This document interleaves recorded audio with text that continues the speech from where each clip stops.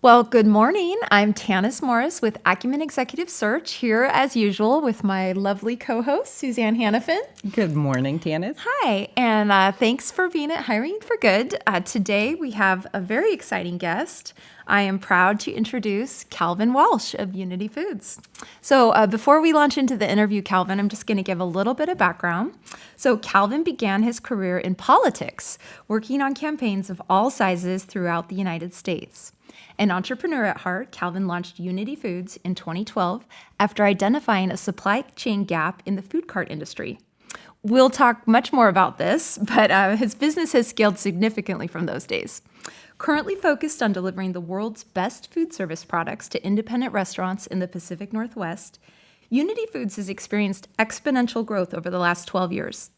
Calvin has gone on to found other companies. He's a huge supporter of emerging businesses and business leaders and entrepreneurs, and he's an active and engaged community member who volunteers on boards for local and national causes he believes in, including the environment, social justice, and economic equality. Calvin, welcome to Hiring for Good. Thank you for having me. You're so welcome. It's really a pleasure to have you here. So we typically start out by asking our guests to kind of, I know I gave a little bit of background there, but we would just love to hear your story. You can start from whatever point you wish, kind of Sure. How you got to where you are now. Yeah, I'd love to do that. So I, even before graduating from college, I started running political campaigns, kind of fell into that and enjoyed it, did it all over. I started in California and kind of bounced back and forth between the West and the East Coast, but knew I wanted to start my own business at some point. And I grew up and was born in Vancouver, Washington. So I moved back to Portland and started Unity Solar, which I thought was going to be the future. Solar panel installation, and it went out of business in my first year. And there was a lot of reasons for that. It was a tough market. We were still coming off the 2008 financial crisis, and we had trouble getting lending for individual residential solar panels. And the biggest thing was I just didn't know what I was doing, and so that can make it tough. yeah. And so that was a learning lesson for me. And I had to go back to the drawing board. And I was the cliched entrepreneur. I worked at a bar. I poured drinks at night. I woke up early in the morning, and I was just writing business plans and trying to figure out what do I want to do. And I started to get a little, frustrated with the situation that I was in. And so I thought I'm just going to open a food cart of my own. And I make a pretty mean sandwich. This is what I can do. And I'll just do that, figure out, what real business I want to do and sell the food cart and move forward. So I started talking to food cart owners in downtown Portland. What did they like? What did they not like? And this reoccurring theme kept coming up that they had to get up early. They had to drive to 3 or 4 different not restaurants, but grocery stores. Grocery stores. Yeah, you name it, right? They had to go to tons of different places. And that just added to their day and made it more difficult. And I knew nothing about the industry and said, why don't you just call a food distributor and have it delivered? And they all said, well, we're too small. The big guys won't work with us. And I thought, there's 2,000 registered food carts in the Portland metro area and no one's servicing you. This is a blue ocean. This is something that I need to go into. I'm not going to open a sandwich shop. I'm going to sell to these people. And so that's what I did. I got a van, refrigerated van, and just found connections. And I found a redistributor that did poultry and fresh meats, and just started with selling that, and have seen tremendous growth since then.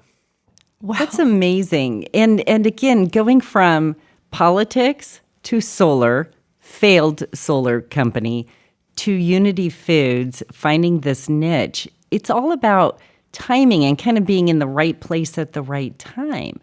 But let's kind of talk, because I wanted to back up about the solar company. Yeah. It's hard to say, it didn't work out, it failed. Kind of tell us kind of more about that. It is difficult.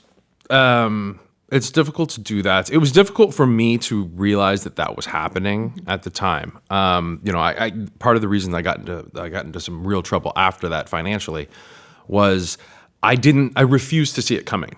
I never said, "Oh, this is going to happen." I always thought, "I'm going to find a way to make this work," and so it wasn't like a slow ending. It was an explosion, a crash, like, and that was difficult for me to realize.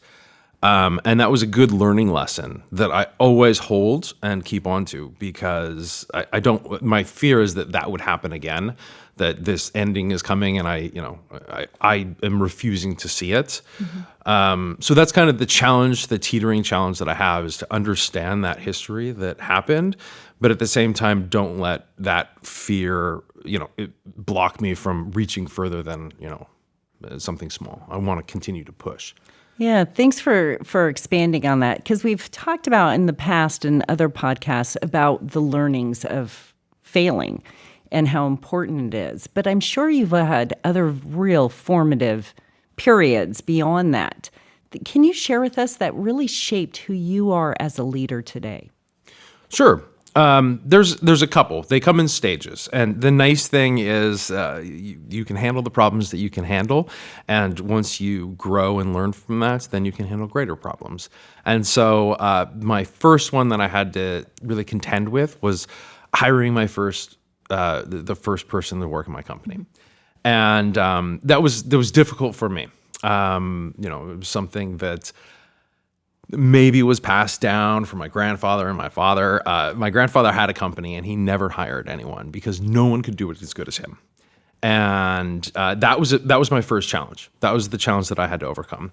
That you have to just get over that and say, you know what, I'm going to hire the best that I can. And that's an interesting skill set to learn that you don't think about when you're thinking about starting your company. Is how do I hire? How do I interview? How do I do these things? Yeah.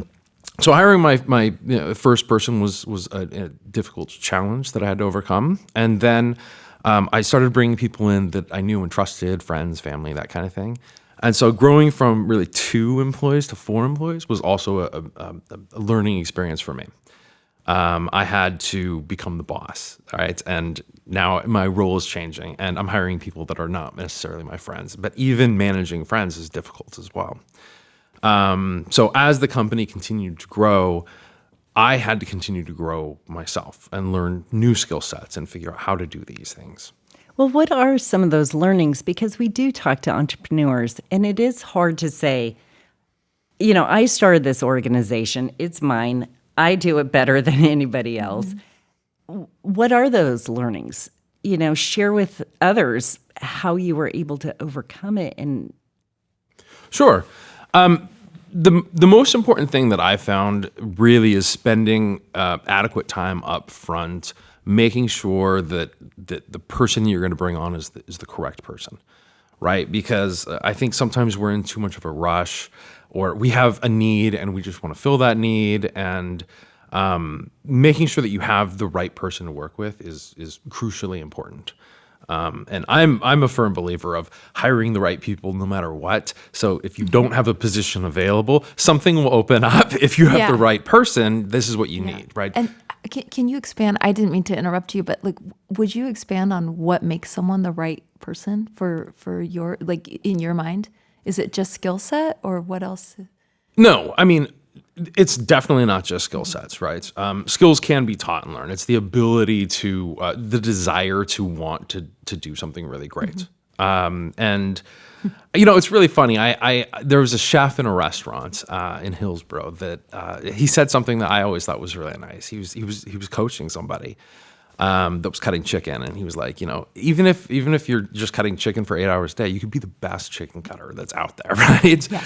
And that's what it's that kind of mentality and that mindset that, we have to work to support ourselves and do what we're doing, but while you're at work, are you going to be fully plugged in?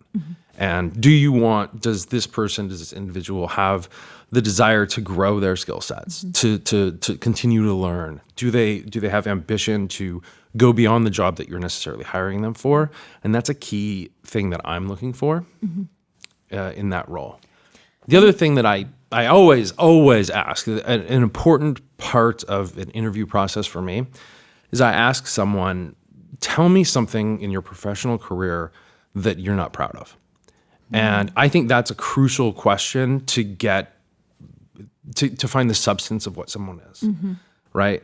Surprisingly, there are people who say, I there's nothing that I'm not proud of. And, it's like, okay, maybe you lack, the ability to, evaluate yourself or something like that. But, depending on what it is that people give, that gives you a good starting point to find out what kind of character somebody has. And like we were talking about before, the ability to fail forward is something that is absolutely essential with anyone in our organization. You have to be able to stretch further and further and further, and you will make mistakes, and and then how do you handle that, right? It's not the end of the world. How do you grow from that? So that's a question that I ask in an interview, and I want to hear, I was stretching beyond my means in some capacity. This is my failure point. This is why I was not happy with it. Right. This is where I grew from. And so these are the kind of things that I'm looking for in those kind of roles to find the right people. Well, I think this is fascinating, because we also know each other outside of this podcast, and I know about the growth that your company has experienced. So this is interesting that you have such expansive thinking as kind of one of your core values. It sounds like you've also made that part of the spirit of your team or your company ethos. And I'm sure that that's lent itself to the kind of growth that you've experienced, which you can talk more about. But are there other sort of fundamental core values you hold personally that you feel have helped define Unity Foods? Yes. There's a couple. The one that seems cliched is honesty and integrity. We really believe that, right? It's shocking how that's such a unique and different thing, and in food distribution or in business in general, like just doing what you say you're going to do and not lying. But that's it seems revolutionary. It's a revolution. What a novel idea. Right. I mean, just do sounds what you say great. Yeah. So but that's it. We start with that, right? At a very like the basic level, we're going to have high integrity. We're going to do our job. We're going to make sure that we do it correctly. Those kind of things. That translates to high customer service, high customer satisfaction. And that's a quality that everyone's shooting for, but you need to hit the base, right? That you're going to just be somebody with integrity, and you're going to tell the truth. So there is that. The continual push, the desire to do more and be better. We need that in an organization that has a double digit to doubling in size every year over year.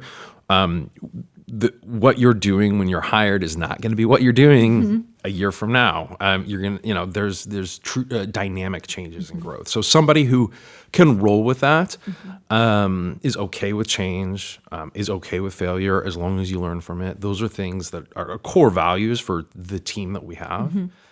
And then the next is environmental stewardship. And that's something that is a passion of mine that translates to a passion to the entire organization. And so, and in the very beginnings of setting up the company, I had to really think about how can I do this in the most environmentally friendly way. I want to reduce our carbon footprint. And it's kind of funny that a guy who started a solar panel installation business jumped into one of the dirtiest businesses, right? I mean, we not only haul around trucks everywhere, but they're heavy.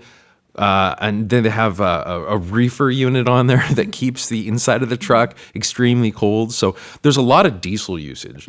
But I went into that knowing that hey, this is the way that we move products. This is how things have to do, and how can I make improvements on that? And I wanted to go full electric right away. The technology is not quite there, and it's not quite there specifically with our industry because we have refrigerated trucks, and they just don't have. There's not a manufacturer right now who makes a refrigerated unit that can tie into a battery-powered electric truck. They just don't have it. even when they do get that, there will be significant issues with range of how far those trucks can go. So I knew that kind of going in. And I thought, I'm going to set up my company to be built so that when the technology is ready, we will be ready to do that. And so what we did is we're beginning a hub and spoke model, right? So we have a large hub in Portland, Oregon, which is where our major warehouse is where we inventory everything. Most of the staff is here. And then we have spokes that are popping up in different areas in Seattle, Bend, Tri-Cities, Eugene. As we continue to grow out there, when the technology is there to get those electric trucks, those spokes will have we'll have limited range, and we'll have all of these spokes that just can pop up. So it extends what we could do if we were just in one place, to be able to make that happen. And so those are like the changes that are kind of needed for people in the organization. You have to be okay with this because this is the vision we're going towards, and it's going to be really bumpy along the way. Yeah, and you mentioned earlier, early on, you hired friends and family, which is so hard. I will tell you, one of my biggest lessons is firing my own son. Because, again, he was in high school, and I thought, I have this project. This is going to be great. Come in. 3 no-shows, and I was like, dude. But that is hard, so how... I wouldn't recommend it. Yeah, absolutely not. It's a learning lesson for me. No, and we still talk about it every once in a while Mom fired me. Yeah. But how do you kind of go about building your teams? And you talked about the importance of interviewing, but what other aspects, especially when it comes to your values, that you incorporate into building teams? Well, I mean, it really, a lot of it's role dependent, right? So there's a lot of manual labor side of what we do as well. So there's people in a warehouse picking things. There's people driving trucks around. So for that type, for those kind of jobs, what we're really looking for is someone who's going to be committed and show up on time. But we also talk a lot about safety, and we try to make sure that that in what we're doing, we're communicating what. The things that people are moving, I mean, you're moving a forklift. Maybe it's hauling 5,000 pounds of product on it. And when you're on a forklift, it feels really light, but it's not. And accidents can happen. And when they are accidents, they're normally not small accidents. They're catastrophic accidents.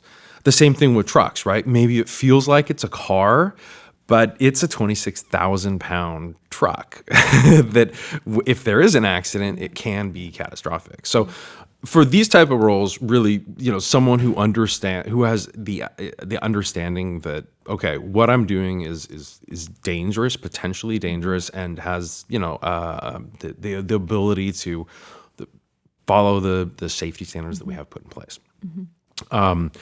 When we are looking for someone in more of a sales role, a purchasing type role, operational management type role, there's a different thing that we're looking for. Safety is still important, but when you're in an office, we're talking about different potential problems on that side.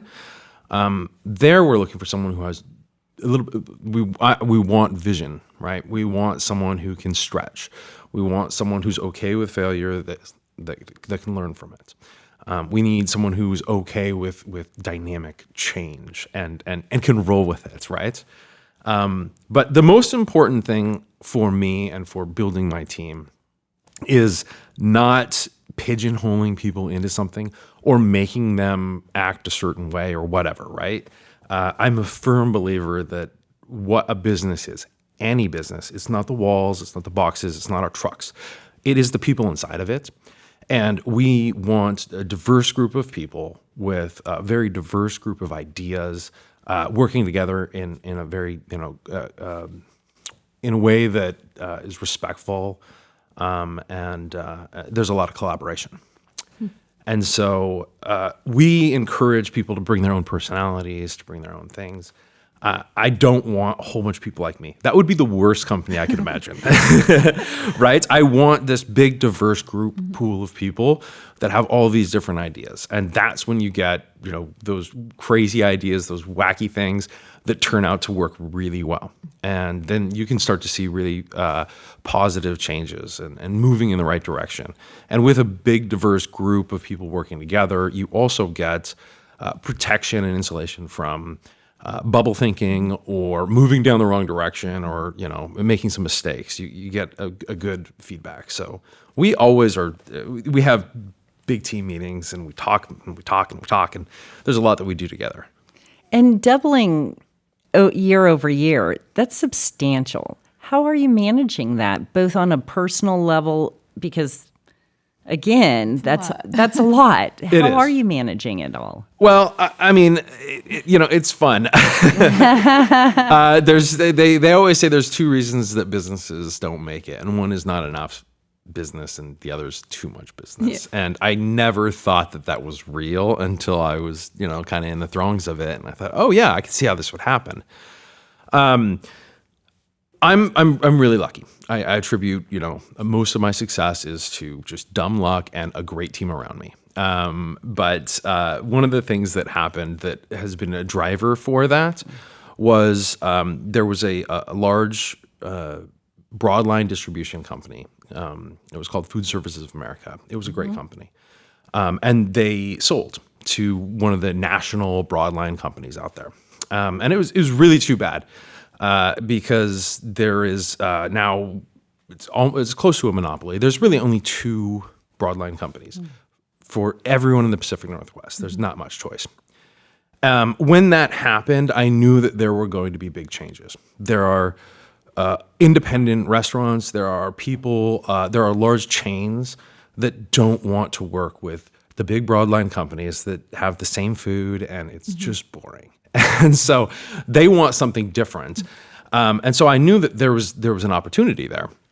And that's kind of what's driving that growth is we're becoming more and more known as the only or the next or the next alternative, to just boring big boxy companies, right? We know who they are. Yeah. I mean, we're one of the only independently owned broadline distribution companies throughout the Pacific Northwest. Wow! And so that's driving a lot of growth, and that's really great. And we're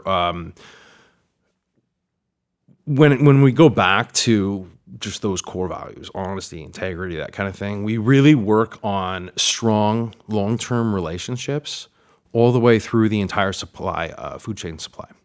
So it could be working with manufacturers or farmers or growers or anything like that and building a strong connection all the way through the line until the end user. And that includes staff, and that includes the people that work at Unity, that includes our customer, that includes, the people that we buy from.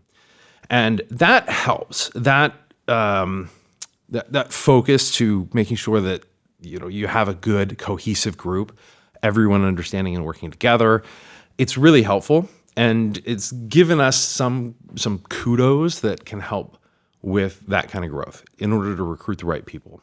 So the Business Journal just awarded us as one of the top companies to work for, right? Congratulations. Thank you. And so that helps recruit the right people. And, how can you fuel the growth to continue to allow more growth? It's really easy to get more trucks. Really easy to get more boxes. It's really difficult to get the right people. And, when you believe that is the core of what your company is, putting an emphasis on making sure that your current staff is happy and they love what they do helps. And then going out and continuing to get more of that, building that culture. Well, as experienced, we work in executive search, and everything you're saying is, this is the mantra. It's really nice to hear a leader who so, believes this so passionately and has kind of made it the foundation of their organization.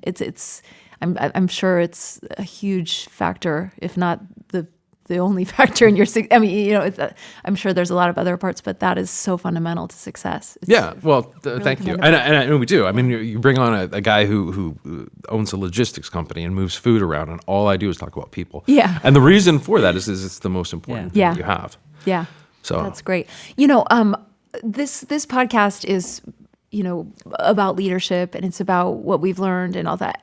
I would love for you to share with our audience one of the, you know, exciting aspects of your company's growth, which is when you bought your building. I think this is just a story that any business person would be really interested in hearing. So I know we're kind of going a little bit rogue with this, but if you don't mind telling that Sure. story, I think it's just such a great story. It is a wild turn of events. Yeah. And you know, I don't know how we did it.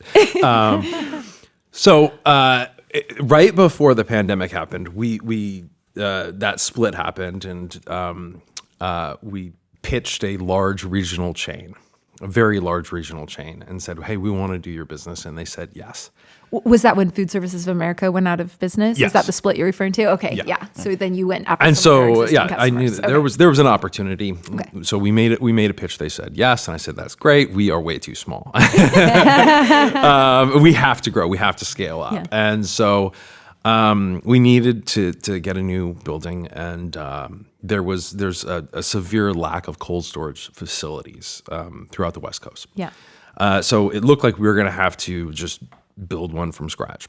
So I found some land in Ridgefield, and we were looking into doing that. And then COVID happened, and supply chain happened, and we were looking. And they were saying, "Hey, this is going to be 2 or 3 years before we can actually finish this building." And that was not going to work with our time frame. We needed it, 2 or 3 years ago, not in the future. And so there was a building that was the right size in the right area in North Portland that came up for sale. And so we said we're going to do this. We're going to retrofit it. We're going to buy it. And so we put in an offer with them. And they came back and said, "No, you guys are working with the SBA, and it'll take too long to finish this loan. And we have a tax obligation that we need to sell this within a certain number of months."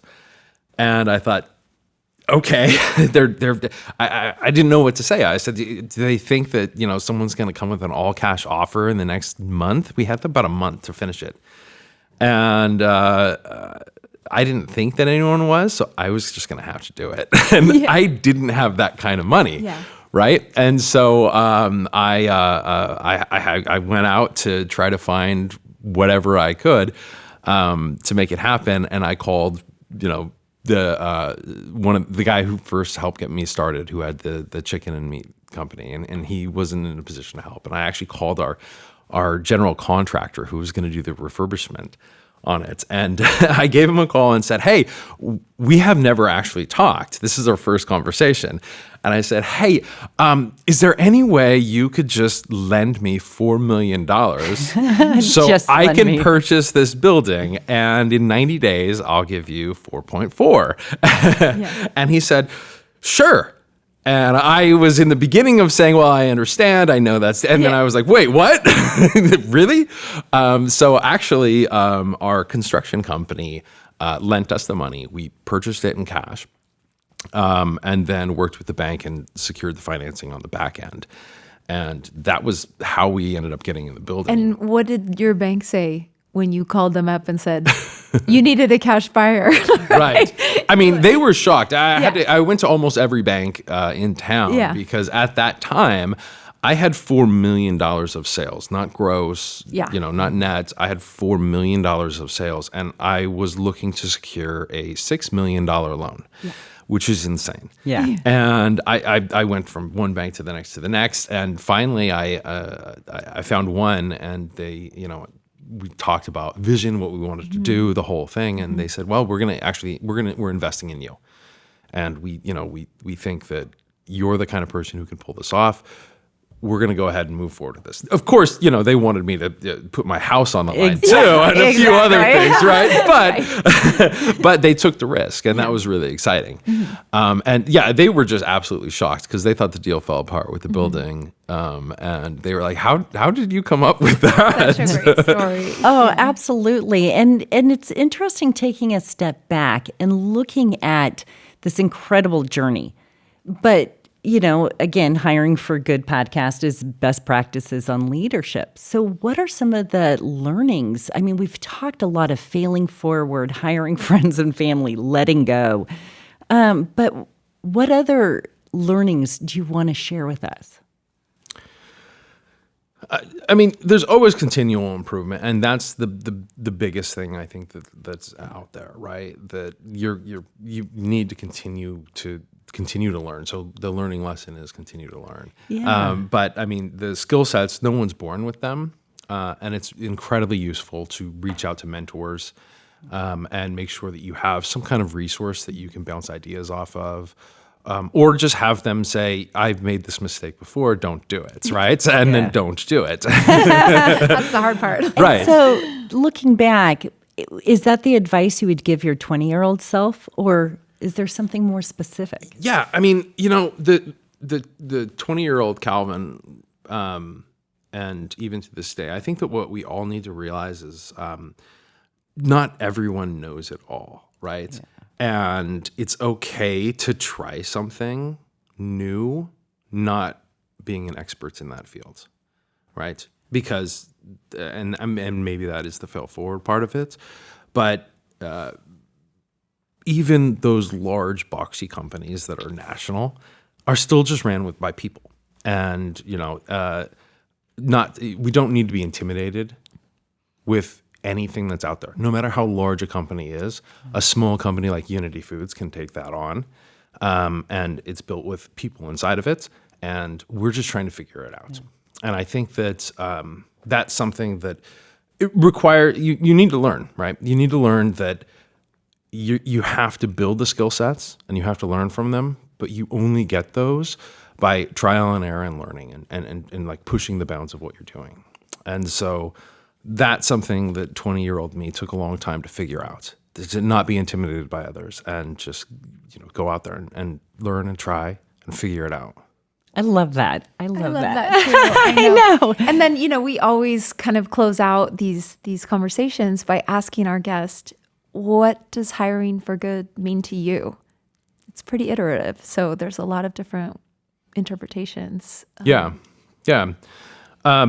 I looked at something just before coming on here, and it was interesting. It said, a lot of people spend 10% of their time on hiring, and then 90% of their time dealing with that. And probably should be switched. And it's true, right? Your job is really easy when you have really, really great people with you. So that's what hiring for good would mean to me is you really need to spend the time up front and make sure that you have the right person that you're looking for, that they have the skill set that they want, that you want, right? You could always train into tasks. That's the easy part, right? It's, do they have the core fundamentals that mesh well with your company? And then the last part is just the personality piece of it, because you want this diverse group of people. And so you want them all to work well and work, in a cohesive unit. And that's an important factor of it too. Thank you so much. This has been a joy. I'm so glad you could come, Calvin. It was just a pleasure to have you. It's my pleasure. Thank you for inviting me. Absolutely. Thank you, Calvin. Unity Foods. Thanks for joining us today at Hiring for Good. If you were inspired by our conversation, don't forget to like, follow, and subscribe wherever you get your podcasts. And if you want to learn more about our executive search services, check us out at www.hiringforgood.net or our company website, Acumen Executive Search. Thanks so much, and don't forget to join us next time for another in-depth conversation about transformational leadership. Until then, have fun.